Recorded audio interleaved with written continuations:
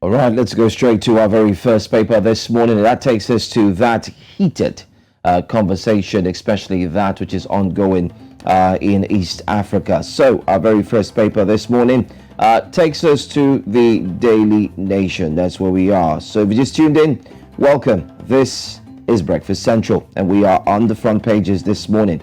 Well, let's take a look at what the Daily Nation is saying. It says the hardliners. Who are they? Who are the hardliners, and what are they indeed talking about? Well, it says allies of President Ruto and Azimio leader Raila Odinga are stoking the flames. That's what it says. So they are indeed ensuring that their flames are not going to go down or go off or put out anytime soon. Senate Majority Leader Aaron Cheriot is one of them. You have National Assembly Majority Leader as well, Deputy President, and the likes. And then, of course, you have the major players, Azimio Leader Raila Odinga, and the President himself, William Ruto. What's going on? Well, digging in as the clock ticks towards Monday and a fresh ground of anti-government protests, the quest for a truce between President William Ruto and opposition leader Raila Odinga has been hit by a hardening of positions, even as Kenyans continue to feel the pinch of the high cost of living. What will it take for the two rivals and their troops to tame their tongues and make peace? Page 6 and 7. Pages 6 and 7 has that story. There's a lot going on in Kenya right about now that if care is not taken, it could throw that country into a precarious state that many would start to regret. So everyone is saying, why don't you just settle, sheath your swords and just make amends. Let's talk it out rather than take it to the streets. The economy is already crying for help. MPs to summon Machugu, Kenec chiefs in KCSE cheating probe. You find that on the back page of the Daily Nation. In news, as millions celebrated return of rains, some Kenyans were not so happy because floods wreak havoc as rains pound several parts of the country. Pages 2 to 3. It also rained here in West Africa, particularly in Abuja, the Federal Capital Territory, and later on in Lagos. Ruto appoints 50 CAS as court fight against job rages. That's another story to look out for. And one last one from me. Civil servants set for new higher travel allowances. SRC proposal to pile more pressure on wage bill. Page 8 has that story. That's all we're going to take on the Daily Nation. All right, now let's go to Uganda and see what's on the Daily Monitor this morning. A lot of newspapers start with the term daily. Daily Trust, Daily Times, and Daily Nation. Well, the Daily Monitor this morning says 4 guards killed in raids on schools. Hitmen on the loose. Our investigations indicate that thugs have stolen 195 million shillings from 8 of the institutions and made away with other valuables, including computers and television screens, in a spate of attacks targeting schools in Wakiso district within a month. That's on page 6. Karamojo School applied for iron sheets but never got. You can find out why on the Daily Monitor this morning. Also, Museveni orders arrest of PDM thieves. Parliament gazettes Ulanya Day, and also mayhem as Nambule encroachers are evicted.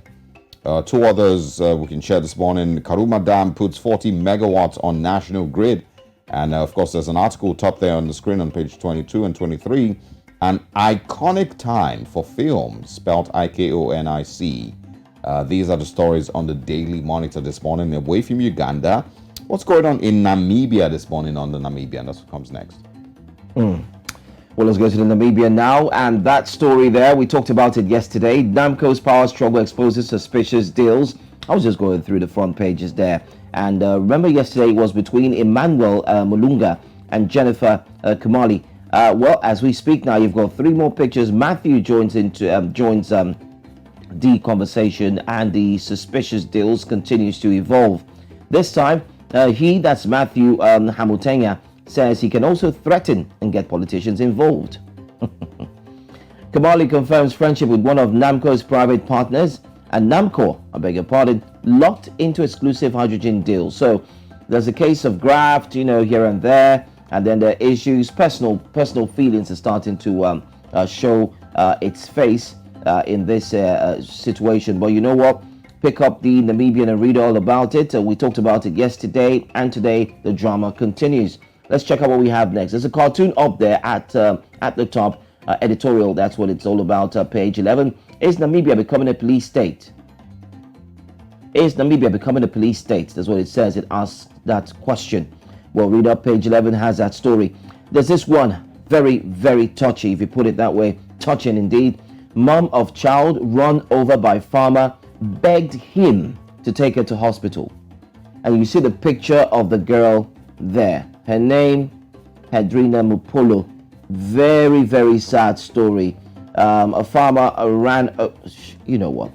Go read up and just get your hearts pumped up with a lot of strength, because it's a sad story, no doubt about it. Ndilimani reacts to prostitute's remark. These girls are Christians. What's going on? Well, I'm not going to say more. Go read up. It's Friday, so on Fridays you might have these lighter stories focusing on societal issues and the likes, but this is all the Namibian has to offer. All right.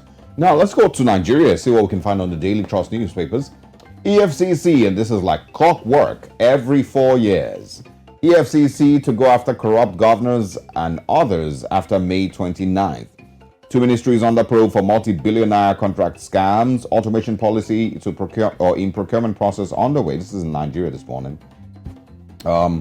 Last year we recorded 3,785 convictions, says Bauer, the EFCC chairman. But the question really is, do these convictions or these arrests, in any way show, that Nigeria is improving in its fight against corruption? Or is it really not having any effect? Let's look at the corruption index between 2015 and 2023, and it doesn't seem like a lot, has changed. We've even gotten worse at some point.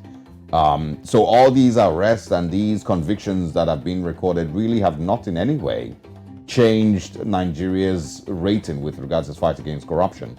And the big question is, how much more improvement have Nigerian institutions gotten to fight corruption? World TB Day, poor funding, awareness, dog ending the disease in Nigeria. Small arms slowly becoming weapons of mass destruction, federal government warns.